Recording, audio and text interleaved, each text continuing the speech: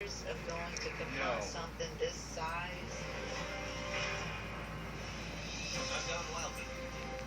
Join me on a journey across the United States as we go deep into the vaults of the nation's most revered institutions, unearthing wondrous treasures from the past, extraordinary artifacts, and bizarre relics, each with a shocking story to tell and a secret to be revealed. On this Secrets of the South edition, Mysteries at the Museum.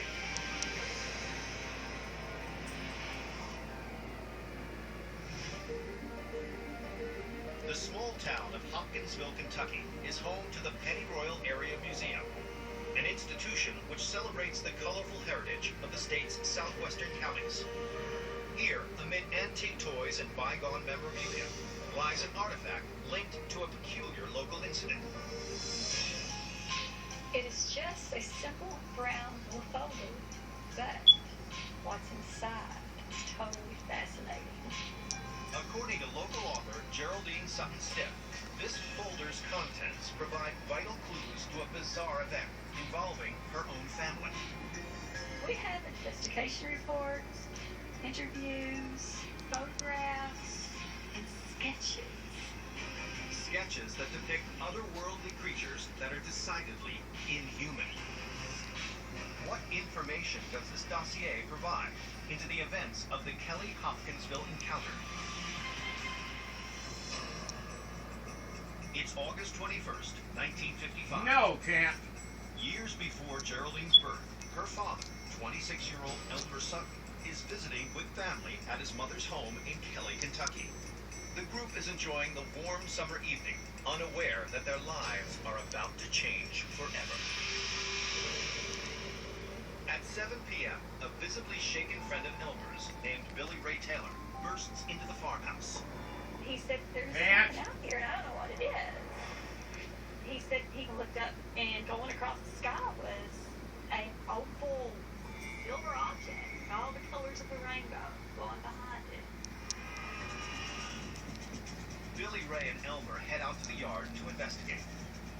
But what they see next is a sight unlike anything the two men could possibly imagine.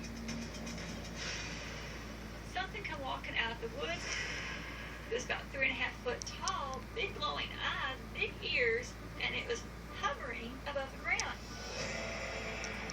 Frantic, Billy Ray and Elmer flee for the safety of the house. They didn't know what to do but protect the family. So they got ready to start battle. Moments later, the invader approaches the farmhouse. Even more terrifying is the fact that this alien figure is not alone. There was 3, possibly 4. The creatures came up to the windows, to the door. My dad shot up toward one out the tree. But as the men light up the night with their guns, they come to a frightening realization. When they would hit it, the creatures would just drop and come back. That's when it really got terrifying. With the mysterious invaders still surrounding the house, the group barricades themselves inside, left with only one option: to wait for the assault to end. So they sit in there and got real quiet. Hey, Camp. And they could hear one of them coming across the top of the room. This was just really scary. Then, shortly before 11 p.m., just as quickly as they appeared, the terrifying creatures seemingly vanish. Relieved that the horrifying attack has finally ended, the family summons the police to their property. When the police got there were shotgun shells everywhere, rifle shells. So there was clear evidence that they had been fighting something. But the evidence of what they were fighting is nowhere to be found. They didn't know what to think, so everybody left. In the days following the shootout, the puzzled citizens of Kelly, Kentucky try to make sense of the Sutton family's extraordinary encounter. The police, the reporters and stuff, they thought maybe it was just a big hoax and they were just trying to play a joke. The police continue to look for clues, and when they question the townspeople, they find that others shared in this otherworldly sighting. In fact, a farmer just south of the Sutton house, as well as 2 policemen report that they saw unusually bright lights in the sky that night. And when a sketch artist renders depictions of the mysterious alien beings, the Sutton family's claims seem frighteningly real. He took 2 of the guys and 1 of the girls and asked them to describe what they seen, and they all described the same thing. It's these same sketches, packaged along with police reports and photos, that are now archived at the Pennyroyal Area Museum in Hopkinsville, Kentucky. But without tangible evidence, these eyewitness accounts of the bizarre incident are ultimately deemed insufficient to continue the investigation. For decades after, the shootout at the Sutton farm remains a source of heated debate. Was the whole thing a hoax, or a true alien invasion? Over the years, ufologists posit a variety of theories. Some argue that the brilliant lights that Billy Ray Taylor saw in the sky on August 21st, 1955, were nothing more than a meteor shower, one of many that occurred in the area at that time. While others assert that the creatures themselves weren't aliens at all, but of a more avian nature. Specifically, great horned owls, large birds indigenous to the area. The great horned owl is a big owl. They do have big eyes. And if its wings are out, it can flow across the ground. But the Sutton family insists that they were the victims of a home invasion by beings that came from out of this world. I do believe they had an alien encounter that night. That was no owl. So what are the bizarre creatures that are depicted in the dossier at the Pennyroyal Area Museum in Kentucky? It seems the truth is still out there. Rock stars, wetland wildlife, and fossil fuels. These are just some of the chapters in the bioregion's long and varied history, on display at the Museum of the Gulf Coast in Port Arthur, Texas. Here, among the many relics housed in this 39,000 square foot building, is one simple everyday object that, according to curator Ami Kamara, commemorates a very unlikely heroine. The artifact that we have is an object made of tan leather that has a little bit of staining on it, a little bit of damage to it.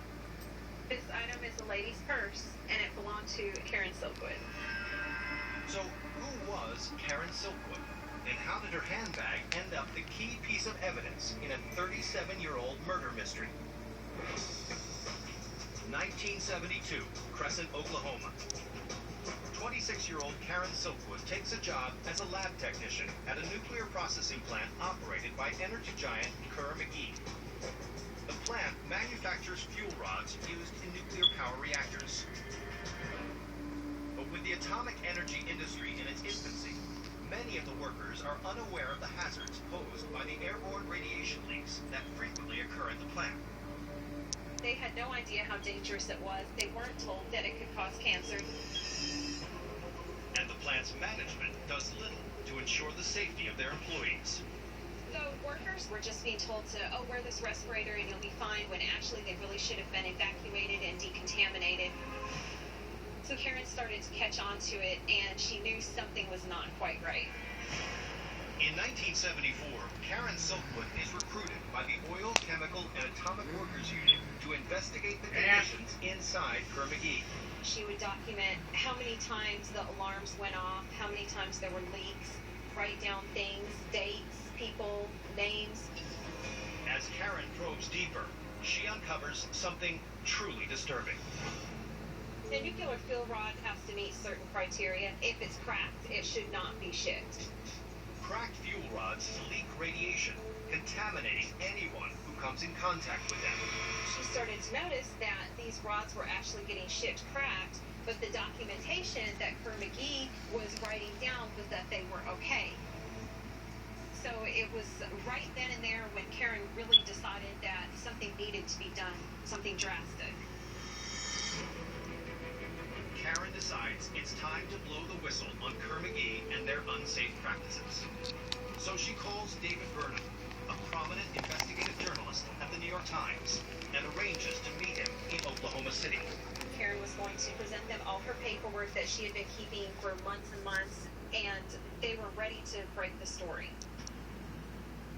On the evening of November 13, 1974, with incriminating evidence in hand, Karen sets off on the 30-mile drive to Oklahoma City for her meeting with the New York Times. She never makes it. Later that evening, state troopers find the mangled wreckage of Karen Silkwood's car in a ditch by the side of Route 74. Karen's lifeless body is slumped behind the wheel. When police find marijuana and strong prescription sedatives inside Karen Silkwood's small leather purse, they conclude that she must have been driving under the influence at the time of the crash. The police said this was a one-car accident, and there was nobody else on the road.